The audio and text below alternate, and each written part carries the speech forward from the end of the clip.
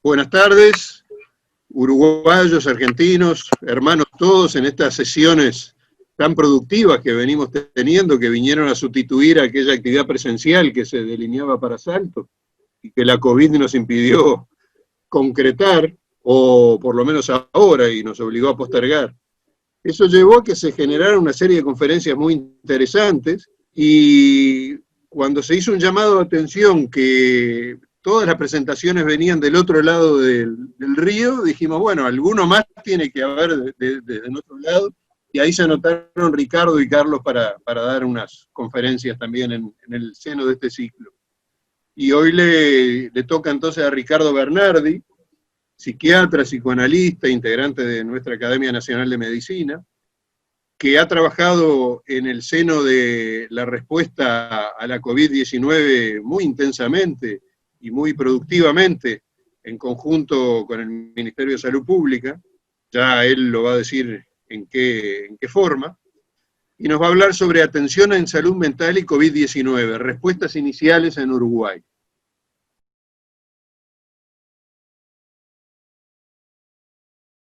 Muchas gracias, Augusto.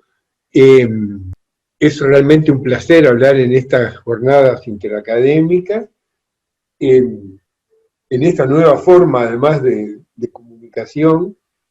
Y me pareció que el tema podía ser justamente el de, que me parece que guarda relación además con lo que se planteaba sobre la idea de una salud en la primera de las conferencias de estas jornadas, sobre el tema de la salud mental y en relación a la pandemia que estamos viviendo.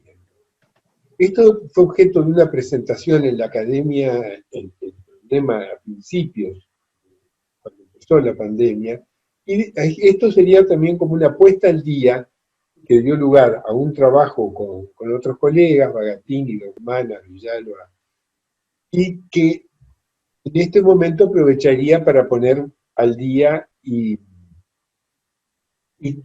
ampliar un poco la reflexión a, bueno, ¿dónde estamos yendo en esta situación? En aquella charla me refería a varios puntos, para esta seleccioné estos tres. La salud mental como cuarta ola de la pandemia, que creo que hay que verla así en este momento, y no va viendo y le va llegando justamente así. Bueno, ¿cuáles fueron las medidas de salud mental que se tomaron en Uruguay? ¿Cuáles harían falta todavía?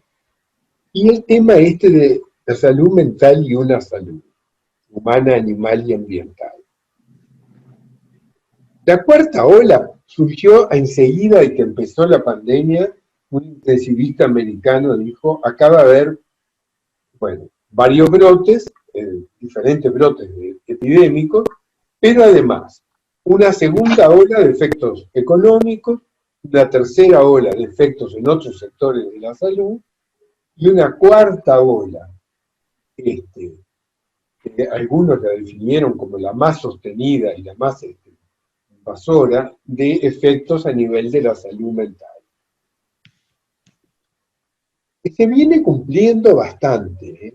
La bibliografía un poco, esto nada más que para señalar, confirma que estas olas están ocurriendo y que hay efectos económicos que preocupan, y hay efectos en la salud y hay efectos a largo plazo en la salud mental.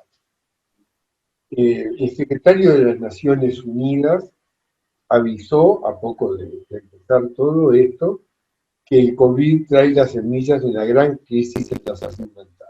El aumento de número y gravedad de los trastornos, que las personas en contextos vulnerables están mucho más expuestas y que hay que unirse, y este es el punto que también que me interesaría discutir, que hay que invertir ya en crear los servicios del futuro. Que esta es, lo que se dice, un desafío, pero también una oportunidad. Y esto voy a señalar en qué me parece que se puede ver. Bueno, ¿cómo protegerse del COVID? Hay un nivel de protección física, otro nivel de protección emocional.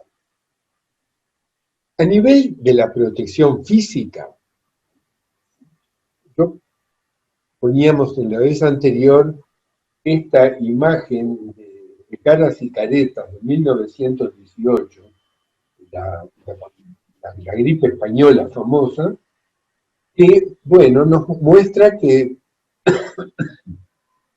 la respuesta cambió un poco la moda de la ropa, pero sigue siendo un barbijo, hablen de mantener la distancia, de lavarse las manos, tomar la temperatura, etc. O sea, fue una experiencia que en aquel momento fue realmente peor que la Primera Guerra. Fue el fin de la Primera Guerra. Perdón. Se ocultó debido justamente a razones estratégicas de los países. Quedó en española porque España fue los que la dijeron, pero no porque fuera donde empezó. ¿Sabes? Se mandó por Estados Unidos, en Europa Central. Y fueron 50, 100 millones de casos, y en Uruguay no solo hubo 6.000 casos, comentan que era preocupante y que la mitad de la población laboral estaba afectada. Y lo otro, que creo que lo estamos un poco temiendo, es que no es un episodio. Fueron en aquella época 3. En el primero murió el 10%, en el segundo el 64% de las muertes, y en el tercero el 24% cuando ya parecía terminando. O sea, que hay que, desde el punto de vista psicológico, pensar que es una amenaza aguda, pero también prolongada. Y que la característica más marcada es la incertidumbre. No sabemos si viene otra ola o no. En Europa ya están tomando medidas, en algunos casos con bastante preocupación, en la prensa, y ahí, porque justamente están viendo que puede estar empezando otro empuje. Ahora, en Uruguay, estos son datos de ayer, tenemos una situación, por suerte, bastante benigna, en el sentido que hay 2.000 y pico de casos, que son activos 330, uno en CTI, muertos 51, muertos por 1.015.000. En realidad las cifras más habituales en la región y en el mundo son arriba de 500, 15. Los test son bastante numerosos para la población, por millón son 77.000. Y bueno, con esta estrategia de pool de muestras. Pero esto parece ligado a que el cierre de actividades fue muy rápido. Creo que estos son puntos también interesantes para discutir. La reapertura fue también rápida, lo que obligó, desde el punto de vista de la salud mental, a la población a pasar de un estate quieto, de un quédese en casa todo el mundo, que acá no fue obligatorio, fue recomendado, pero con un control social muy fuerte. Me acuerdo que a la gente la veían caminando en la playa desierta y le criticaban, a pasar a cumplir los protocolos y con cooperación de la población. Hubo una cooperación muy fuerte entre autoridades y científicos, este grupo asesor científico honorario del GACH, que se creó enseguida, el 16 de abril, 25 expertos, medidas progresivas, reguladas, monitoreadas, basadas en evidencia. Creo que la población mira toda la noche informativo para saber cuántos casos hubo. Esta semana aparecieron 51, uno de los días, todo el mundo está un poco preocupado. También es cierto que se va aflojando, el uso del tapaboca ya no es tan universal. Hay una tendencia entre aflojar un poco, aumenta el número de casos, enseguida viene un... Pero, y la estrategia Tetris, testear, rastrear y aislar. Hasta ahora esto se puede cumplir, los casos son testeados, se rastrean los contactos y se aíslan los que aparecen como casos positivos. Entonces, con esto, la situación se viene de alguna forma manteniendo, hay oscilaciones bajo control, no hay crecimiento exponencial, riesgo en las fronteras o de rotura de protocolos, se van los jóvenes con fiestas, los grupos religiosos con las manifestaciones, se está como atento a dónde se escapan del protocolo las situaciones. Todo esto desde el punto de vista de la salud mental es un experimento, está descrito así en varios trabajos, como un experimento de ver en distintos, porque las estrategias nacionales son diferentes.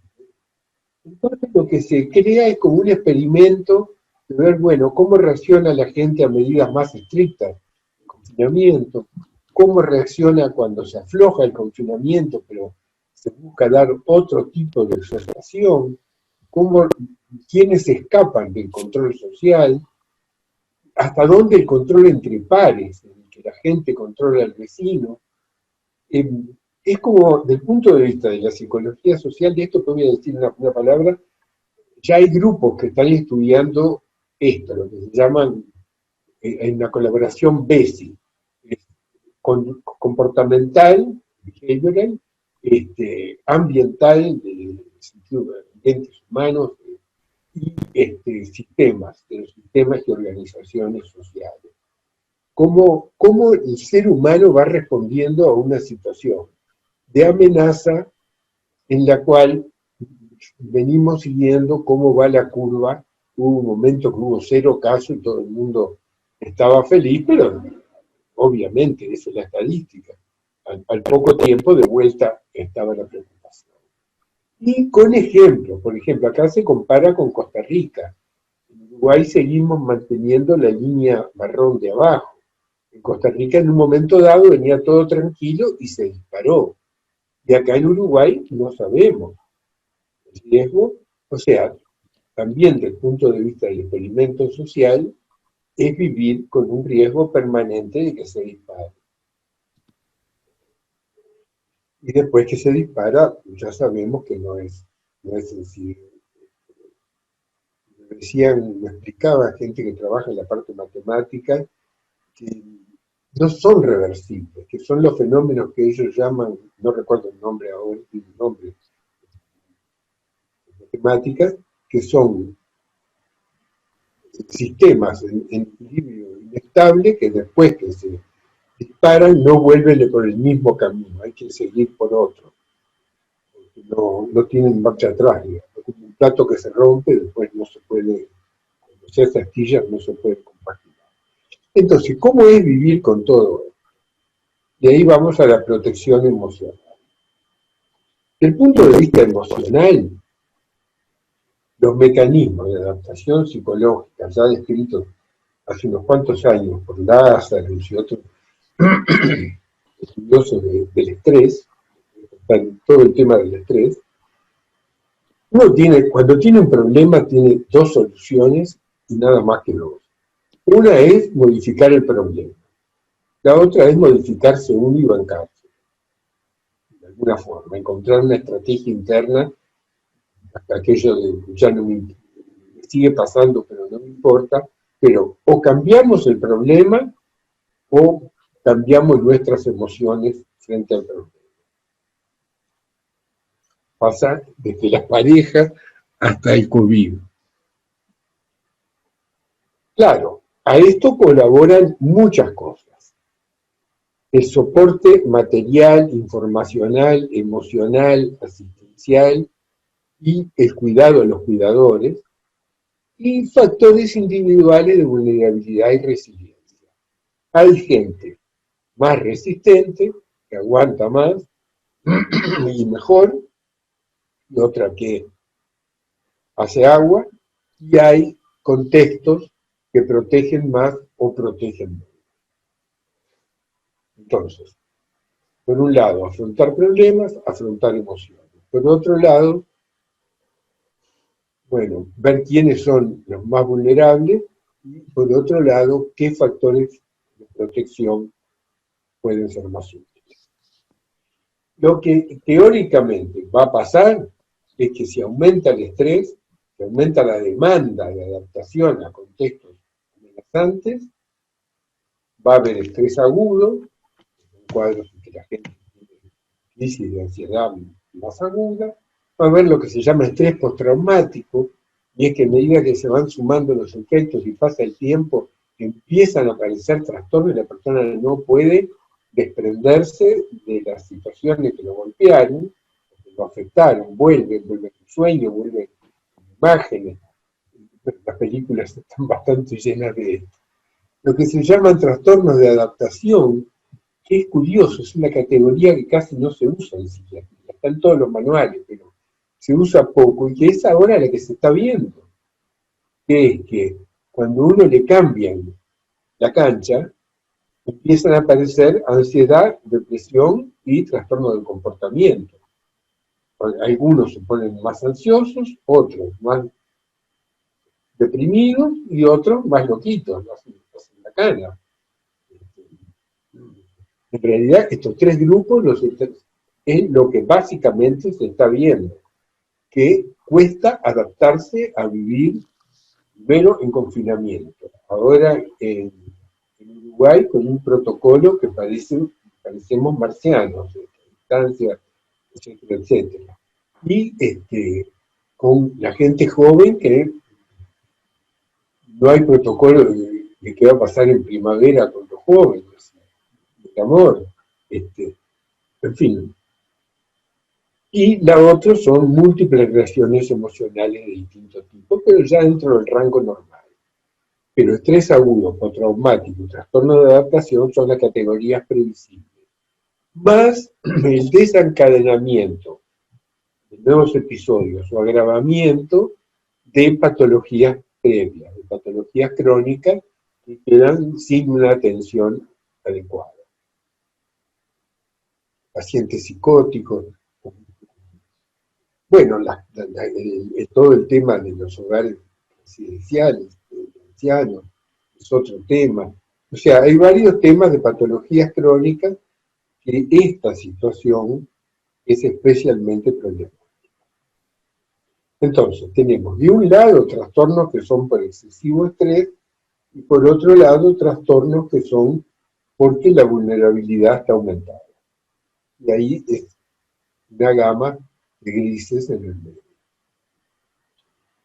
¿Qué se instaló en Uruguay? En Uruguay, ya un poco por sugerencia de la academia, se puso enseguida una línea telefónica gratuita de 24 horas.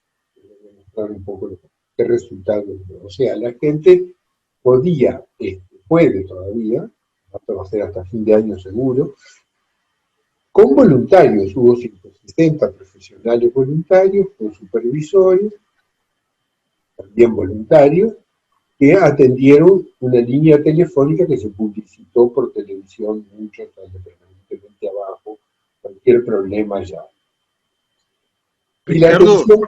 Ricardo, discúlpame, ¿te animás a arrimarte un poquito más al micrófono? Digo por la grabación después, ¿sabes? Para que quede más nítido. Perdón.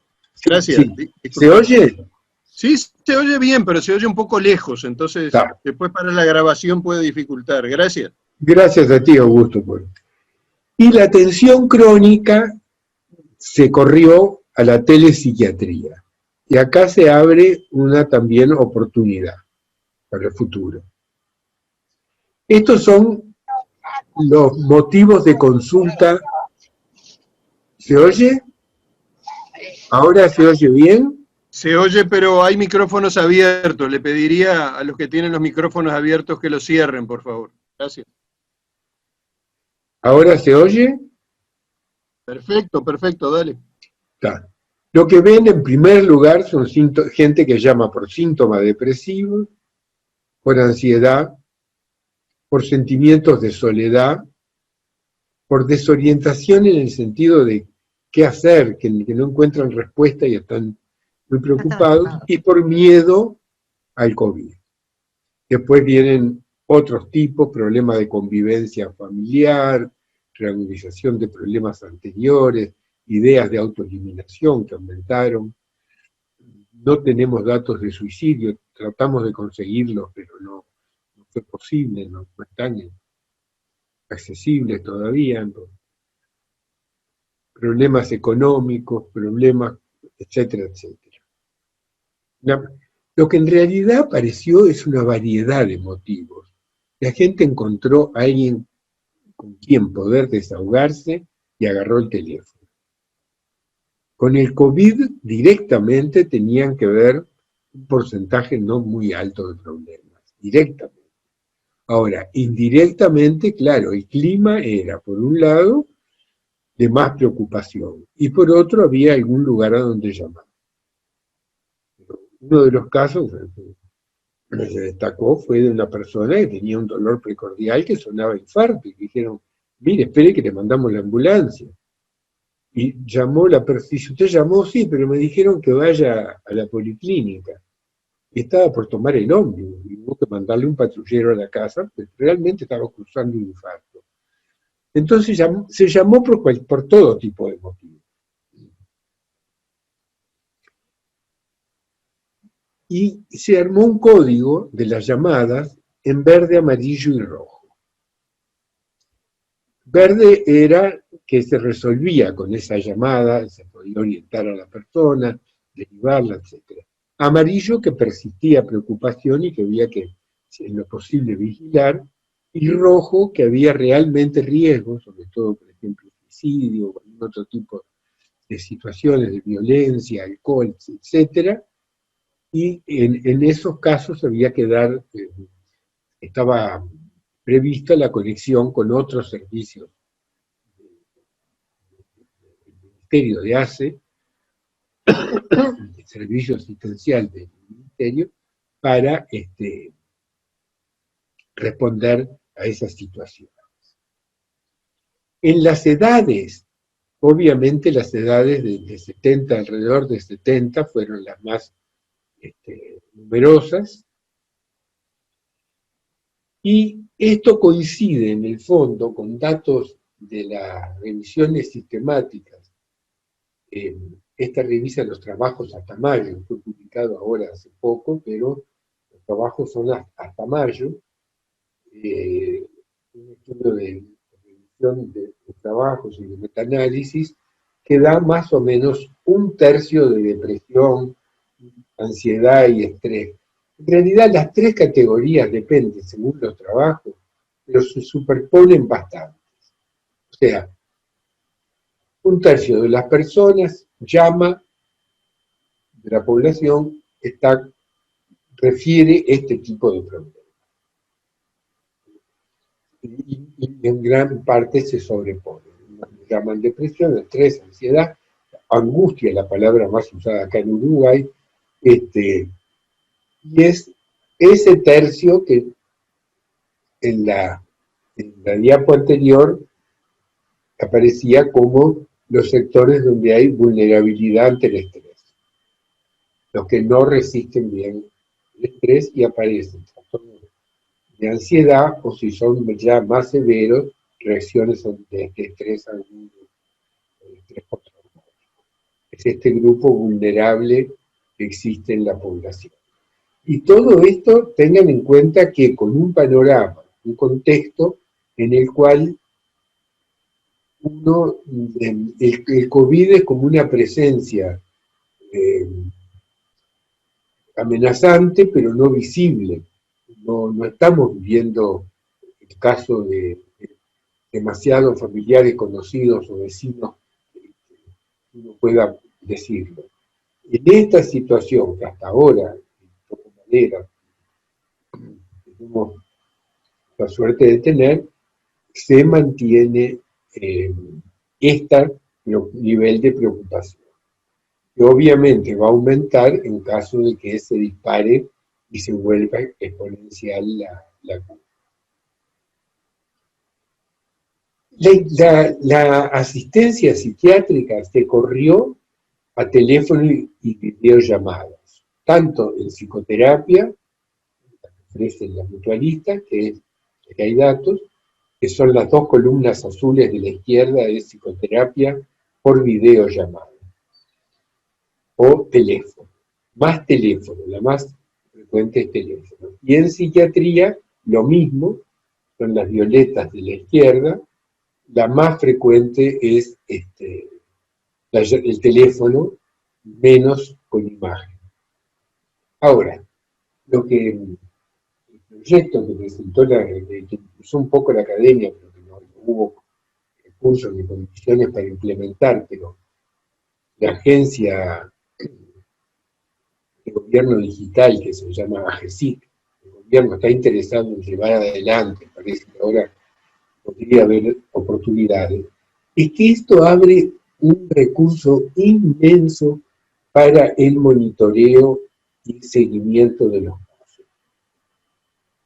Fíjense que durante la pandemia no se sabía si los pacientes graves, con riesgo de ellos o para los demás, seguían tratados o no, o qué pasaba. Implementando un sistema a través de los celulares o a través del celular de familiar, que todo el mundo tiene, se puede hacer uso. Claro, estamos entrando en el mundo ya del control digital de la libertad individual. Hay un problema ético, más vale plantearlo, pero con las garantías que acá tiene la historia clínica electrónica de anonimato, que separa nombre de historia, con esas garantías hay una posibilidad de monitoreo de la calidad de la atención impresionante, impresionante, sobre todo en los casos en que puede ser funesto la pérdida de seguimiento del paciente. El riesgo, porque si abandona la medicación, sabemos que va a haber una recaída, y es sospecho que esto es para psiquiatría, pero que hay también otras especialidades para las que puede valer la misma realidad.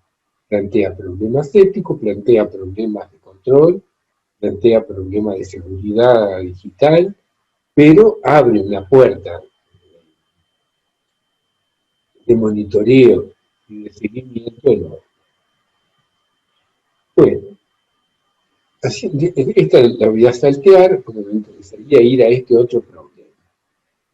Detrás de la vulnerabilidad de esto que hace que el 30% se descompense, hay también ciertas ideas que corrieron en nuestro siglo que yo creo que vale la pena pensar.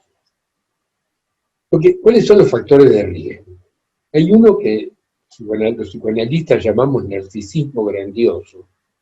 Yo creo que es lo que en el mundo, no digo que sea lo más importante, pero digo lo que es a todos nos deja atónitos. En realidad, la reflexión, que es muy correcta y muy medida, es de este historiador y filósofo Yuval Harari, que dice que en el siglo XXI el hombre es capaz de realizar cosas que siempre en la historia atribuyó a los dioses: crear vida, detener la muerte, desarrollar la inteligencia artificial, que no sabemos a dónde va a ir, crear algo nuevo, que no existía. Ahora bien, en la medida que nos creemos, el título de Homo Deus nos lo aplicamos, hombre Dios, nos lleva a negar los problemas, a la omnipotencia y a una respuesta de agresión, en el fondo de guerra, o de guerra contra los virus, o de guerra contra las hemocruces. Entonces, esto del COVID, del punto de vista de la salud mental, lo que exige es lo que en psicología se llama reevaluación cognitiva, que quiere decir rebobinar y replantearse las cosas desde otro contexto. Reubicarnos. No somos Homo Deus. No. Seguimos siendo el Homo sapiens. y tenemos que recuperar la capacidad de empatía.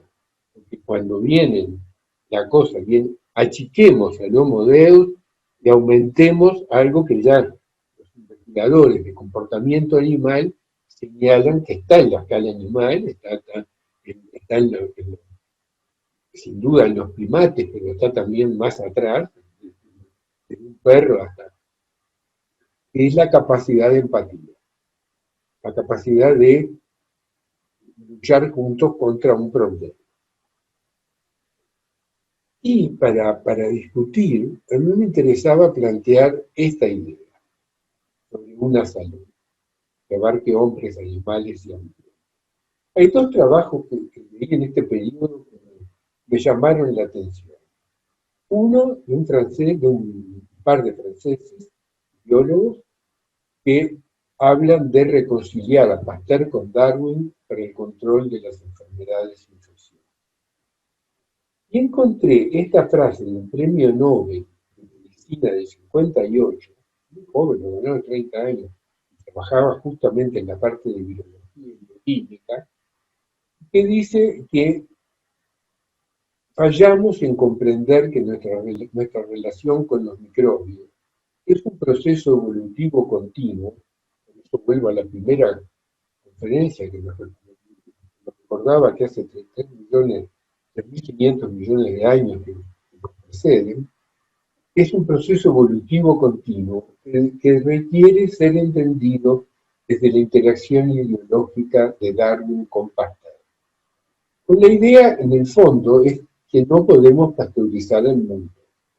Que tenemos que pensar cómo nos estamos relacionando con los animales y con la naturaleza.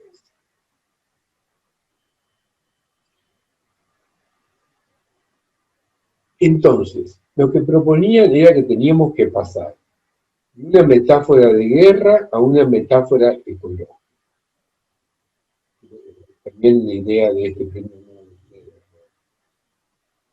Y que hay que pensar en una coevolución de especies en un mundo global. Antes de que empezara la conferencia hablábamos con esta idea de desinfección total lleva simplemente a cambiar un microbioma más con el que estamos adaptados y sabemos que podemos convivir, a abrir la puerta si toda, porque en una época yo reconozco, puse un felpudo, era lo que dijeron en ese momento, un felpudo con desinfectante, la idea era pasar un trapo, limpiar, pero después me dijeron, justamente una familiar bióloga me dijo, no, pará, lo que estás es sacando a los amigos para que vengan enemigos. Cuidar, si hay patógenos, sí, pero si no hay patógenos, tranquilo. Entonces yo creo que bueno, ustedes vieron recomendaciones de poco menos que tomar desinfectantes para matar todos los enemigos.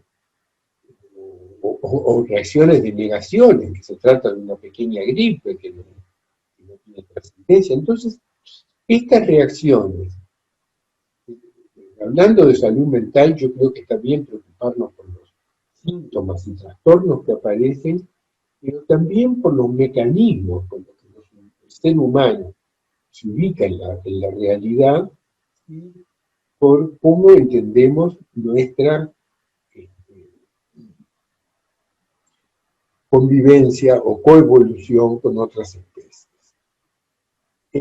Porque a mí me impresionó mucho también un libro de 2012 que se llama Spillover, Infecciones animales y la próxima pandemia.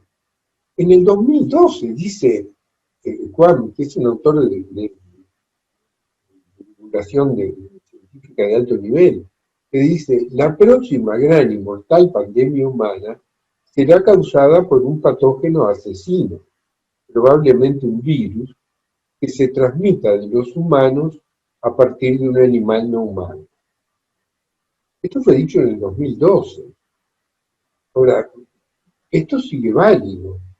Entonces, lo que él decía que esto también tiene que ver bueno, con la gran concentración de seres humanos, ese es un factor obvio, pero también con el acorralar a las especies animales, sacarle el hábitat natural, revolver los murciélagos, revolver el hormiguero, y bueno, nos sentamos después arriba. Entonces, la pregunta es, ¿esto sigue vigente? Porque esto fue lo que pasó con el COVID, pero ¿termina ahí la historia? ¿O seguimos cerca de ese hormiguero? Por eso había una gráfica que era un chiste gráfico que era quédese en casa y estará protegido. Y en el COVID, pero hay desequilibrios económicos, todos los datos son que la inequidad va aumentando en el sentido de fortunas que se disparan y leía el otro día 150 millones de nuevos pobres, me contaban en España, me contaban en distintos lados, gente que se está cayendo del nivel de vida que tenía. Bueno, es un tema, pero además los desequilibrios del medio ambiente este, generan como... Entonces, las de las olas, bueno, ¿qué podemos hacer? La salud mental, me parece, sin lugar a dudas, vimos los factores de riesgo, los factores de resiliencia es poder afrontar el problema en toda su amplitud y complejidad. O sea, mirar el problema de salud mental, el problema de la ansiedad, de la depresión, el estrés, pero mirar también cómo estamos encarando nuestra relación con los demás seres humanos, primer punto, y con los animales y el medio ambiente. Esto es lo que quería decirles y les digo muchas gracias. Muchas gracias, Ricardo. Excelente simbiosis entre lo psicológico, lo biológico y hasta lo filosófico. Creo que da para mucho tu conferencia. Muchas gracias. Gracias. Y bueno, queda abierto el uso de la palabra para aquellos que quieran hacer algún comentario, algún aporte. Yo solamente quería felicitar a Bernardi, no lo puedo hacer esencialmente, presencialmente, por lo tanto lo felicito desde acá, me encantó la conferencia. Muy interesante, Ricardo, el análisis de las distintas olas, ¿no? Porque eso aparece planteado directamente desde el inicio de tu presentación. Uno no, viéndolo desde el punto de vista técnico nada más, de alguien que lo ve muy parcialmente, aparece como un problema patológico, seguido en todo caso, mirando mucho por un problema económico, pero acá evidentemente estamos hablando de varias olas, como vos bien lo detallabas, y olas que van a seguir viniendo durante mucho tiempo. Esto no se termina con el virus, ¿no es cierto? Sí, muchas gracias, doctor Bernardi. Yo soy veterinario.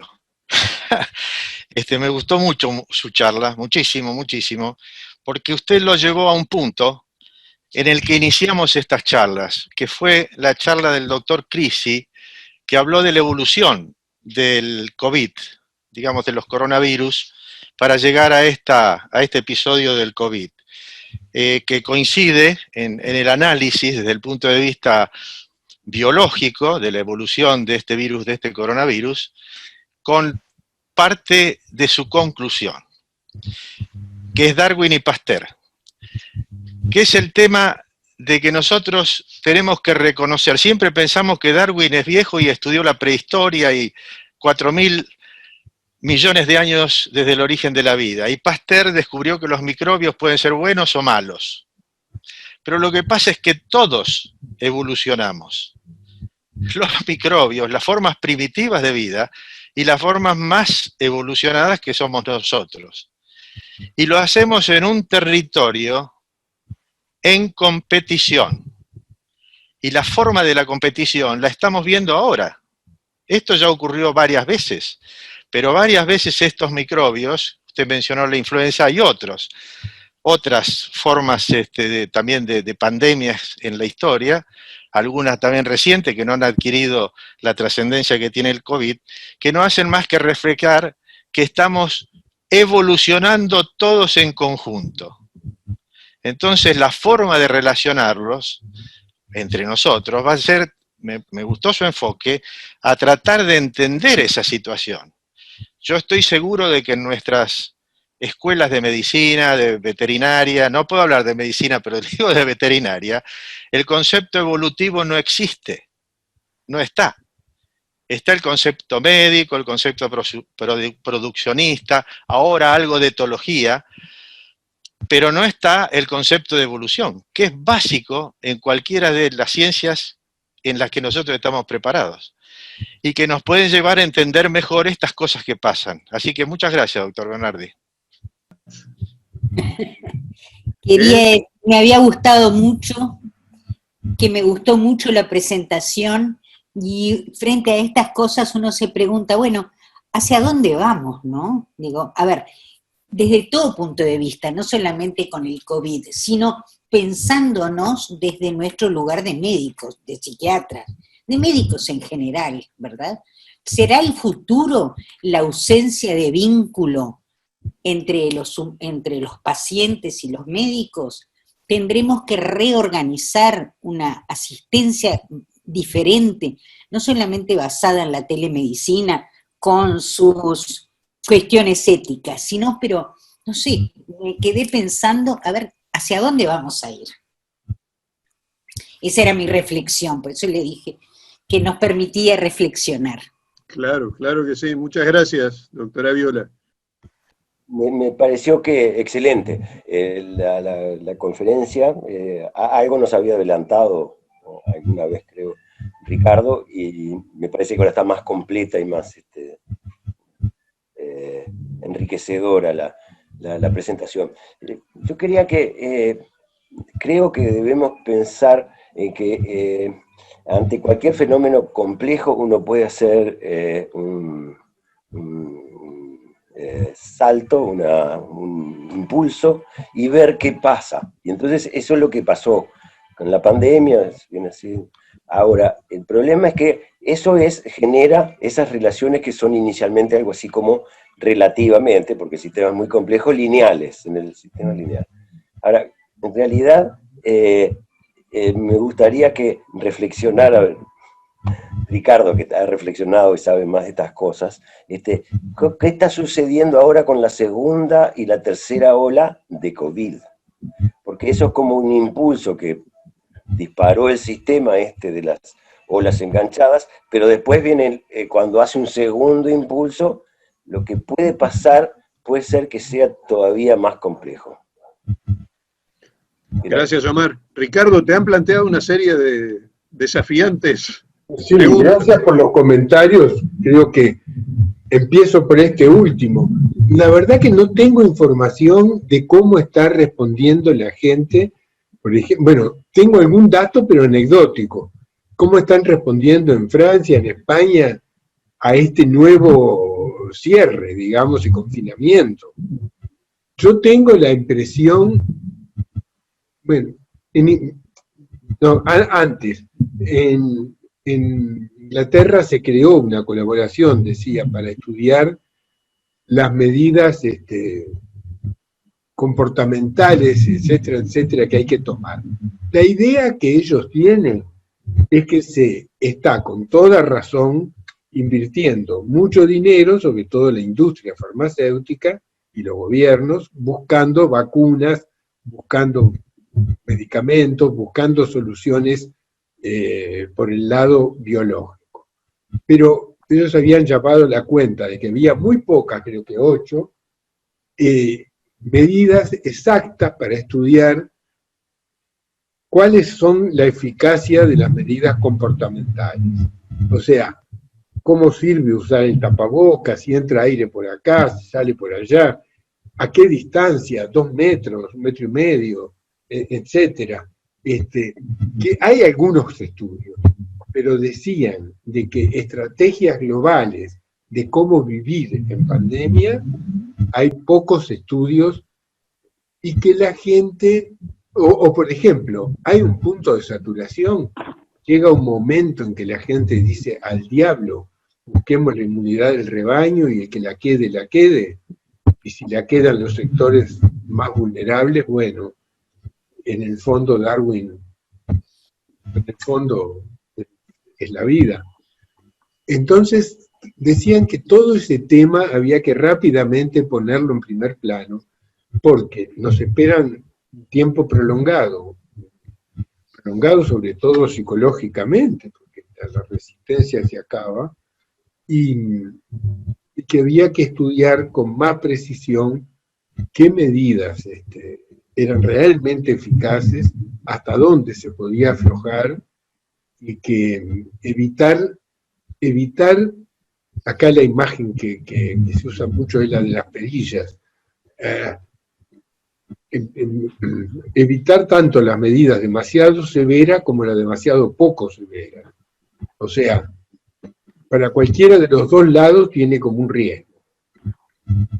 Ahora, yo creo sí que estas cosas se entienden mejor si entendiéramos más desde una perspectiva evolucionista. Hay una psicología evolucionista que comentaban recién, pero evolutiva, psicología basada a partir de entendiendo los comportamientos humanos como respuestas evolutivas, pero acá en mi país no está desarrollada, y creo que tampoco es demasiado lugares del mundo, pero es extremadamente interesante porque es empezar a entender que un montón de comportamientos que tenemos tienen sentido evolutivo, vienen de un antes y van para un después. Bueno,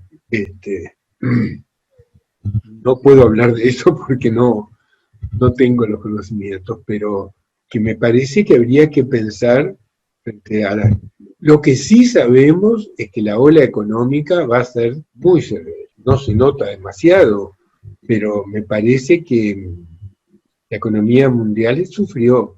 Y si hay, yo leí algunas cifras que eran más preocupantes que lo que uno percibe. No sé a quién creer, pero que, no sé, en eso posiblemente haya entre ustedes alguien que pueda referirse con más propiedad, pero que tenemos que prepararnos para abrir el paraguas. Digo. Más de eso, lamento. Gracias, Ricardo. El doctor Pablo Martino dice, he leído que en España han evaluado que el impacto de la pandemia en la salud mental, tanto por la infección misma como en la salud mental, tiene similar énfasis en los profesionales de la salud y en los pacientes hospitalizados por igual. ¿Tiene idea de cuáles otras profesiones están involucradas con desórdenes psicológicos actualmente? Yo creo que los dos, que el grupo del personal de salud, médicos, enfermeros, los que están en la trinchera, los datos es que sí, que realmente se nota lo que se habla de síndrome de burnout o desgaste. Y uno oye testimonios bastante conmovedores en la televisión. Sobre todo, esto está estudiado, el burnout o síndrome de desgaste o de quemarse en el trabajo, es que la persona, un trabajo que le apasionaba y una vocación que cumplía con placer, se vuelve intolerable, tiene que forzarse, ya lo hace con desinterés, en forma mecánica, no quiere saber más. Y eso ocurre sobre todo cuando no siente apoyo de los pares y apoyo institucional. O sea, si la gente se siente en la frontera, con un escarbadiente y solo, el riesgo de burnout aumenta enormemente. Acá se implementaron en la cátedra de psicología médica, en distintos lados, grupos de apoyo para personal de salud. Pero el apoyo fundamental es sentir que tienen la espalda cubierta, que no están en la trinchera solos con una escarbadiente. Otras profesiones no conozco, no sé, con odontólogos tengo anécdotas, no sé realmente. Y el Zoom que tanto nos aporta nos va liquidando por otro lado también, ¿no? Ah, sí, de eso hay estudios, de que las consultas en psiquiatría por Zoom son vividas como más cansadoras que las consultas presenciales y con menos, lo que decía la doctora Fosman, con menos sensación de realidad. Como si estuviéramos, ¿se acuerdan de Truman Show? Sí. Claro. Como si estuviéramos viviendo una ficción, en un videojuego. Sí, tiene algo de eso, ¿no? Sí. Primero quiero unirme a las felicitaciones a la Academia Bernardi porque la conferencia fue magnífica.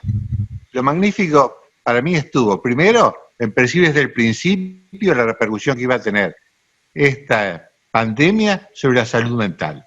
La segunda cosa, percibido el problema, buscar una solución notable, porque armar una red de personas preparadas para contestar por un sistema de urgencia las necesidades de la gente, eso es notable. Yo te felicito porque seguramente le hiciste, le estás haciendo y le vas a hacer a través de tu idea un gran beneficio a toda la comunidad. Gracias, Fernando. Gracias, Carlos. Hay otra pregunta de Fabián Gustavo Benítez. Dice, ¿y los chicos de 10 años que tienen miedo a salir? Los niños, ¿no? Sí.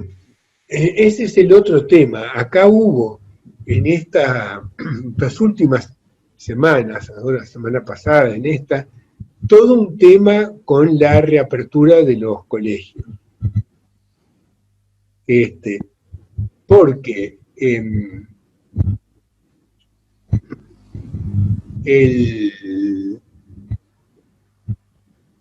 la pregunta era ahí si no se había cerrado demasiado la perilla. Y sobre todo porque algunos colegios con más recursos podían ofrecer otro tipo de enseñanza que la que podían ofrecer los colegios en zonas más vulnerables. Y eso fue un tema muy, muy discutido. Creo que en esto el GACH cumplió un papel, hablaron miembros muy claros. La Academia Americana sacó un libro sobre esto, un documento sobre esto muy, muy minucioso, también la UNICEF, y la idea es que se podía, porque el riesgo era menor en los niños, se podía hacer más clases presenciales. Yo creo que esto depende mucho de las familias. ¿Qué hacer con un niño? Acá está la doctora Viola, que puede hablar con más propiedad que yo, pero yo creo que las familias tienen que estar, es un tema que habría que poner mucho énfasis, que las familias tienen que estar atentas a la reacción de los niños. Salió material para niños, cosas, de cómo diablos explicarle a un niño esto que estamos viviendo. Doctora Viola, le elevaron un centro. Yo tuve desde el inicio de esto, ¿no?, de la pandemia, tuve una percepción que en el inicio, que los niños habían disminuido francamente los trastornos por ansiedad por los cuales, y comportamentales por los cuales consultaban. Que estaban muy contentos y felices en las casas, que habían descubierto, no sé, el hogar, la familia, pero por supuesto, a medida que pasa el tiempo, y seguramente también porque los adultos ya no somos tan tolerantes frente a la presencia de los niños en la casa, empiezan a generarse problemas. Y sí es cierto que los colegios, digamos, con más recursos, porque no todos los colegios privados, ¿no?, algunos de los colegios con más recursos, empiezan en forma temprana a abrir. Y en ese sentido, a hacer una consulta, una presencia, ¿no? Y en ese sentido, muchos niños estaban dudosos de si ir o no ir, y lo que dependía era del apoyo de los padres. Si los padres decimos, ¿no? No va a pasar nada, quédate tranquilo, los niños van. Si eran los padres los que tenían los miedos, los niños no iban. Eso en general, ¿no? Por supuesto.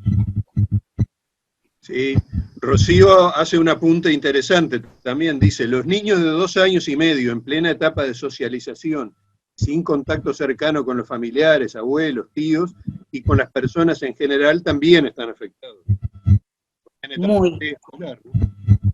Muy afectados. Sí.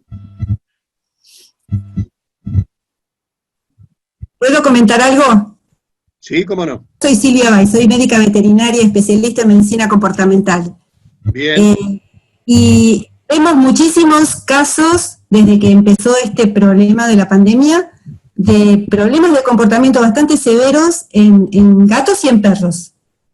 Al inicio, generalmente los gatos era por que tenían el territorio totalmente invadido, los perros en el primer momento estaban mejor porque estaban más tiempo acompañados, pero a medida que pasó el tiempo ya también los perros se ven afectados y empezaron a tener un apego excesivo con los propietarios que ahora van a empezar a salir y los perros están manifestando trastornos justamente por esto, ¿no? Ansiedad al quedar solos, por ejemplo. Interesante. Incrementaron también los casos de agresividad. Ajá. Otro aspecto del concepto de una salud, ¿no? Sí. Muchas gracias. Perdón, ¿puedo hacerle una pregunta a la doctora? Porque me parece interesantísimo.